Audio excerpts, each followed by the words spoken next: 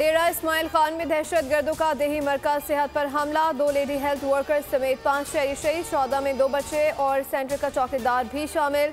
दहशतगर्दों के साथ फायरिंग का तबादला। 3 दहशतगर्द जहनुम वासिल, 2 सिक्योरिटी एहलकार ने जाम शहादत नोश किया। ISPR के मुताबिक दहशतगर्दों ने हेल्थ सेंटर में घुसकर हमले पर अंधाधुंध फायरिंग की।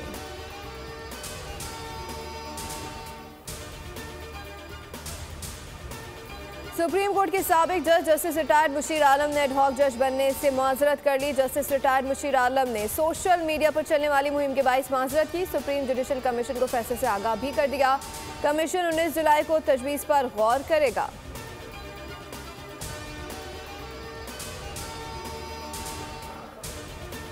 तोशाखाना केस, नैब टीम का बानी PTI और बुशरा बीबी से तफ्तीश का तीसरा दौर मुकम्मल। नैब टीम ने अडियाला जेल में 2 घंटे से जायद वक्त तक पूछगछ की। नैब हुकाम ने बानी PTI और बुशरा बीबी का 8 रोज़ा जिस्मानी रिमांड हासिल कर रखा है। गुज़श्ता रोज़ भी नैब टीम ने दोनों मुलज़िमान से अडियाला जेल में तफ्तीश की थी।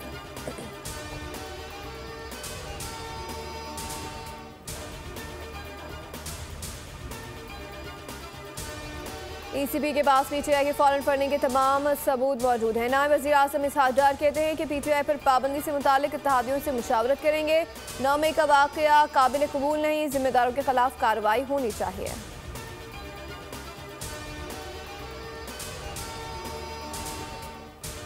PTI पर पाबंदी के लिए पार्लियामेंट में इत्तेहादियों से मुशावरत करेंगे। अदलिया मौसमों की नहीं, आइन और कानून के ताबे होती है। हम मुल्क और कौम की जंग लड़े हैं, लेकिन अदलिया को नजर नहीं आ रहा। वज़ीर दिफा ख्वाजा आसिफ की अदलिया पर तनकीद, कहा कि तौहीन अदालत की कार्रवाई जब भी हुई सियासतदानों के खिलाफ हुई। 9 मई को शोहदा की तौहीन हुई, इस पर कोई सजा और जजा नहीं हुई।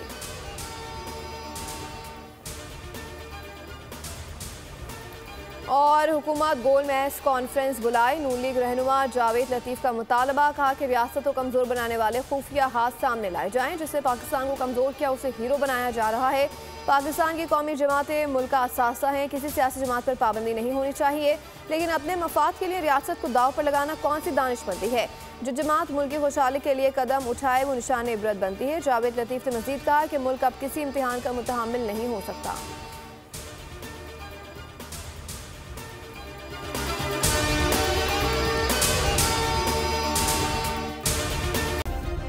सब्सक्राइब करें और बेल दबाएं ताकि कोई खबर रह न जाए।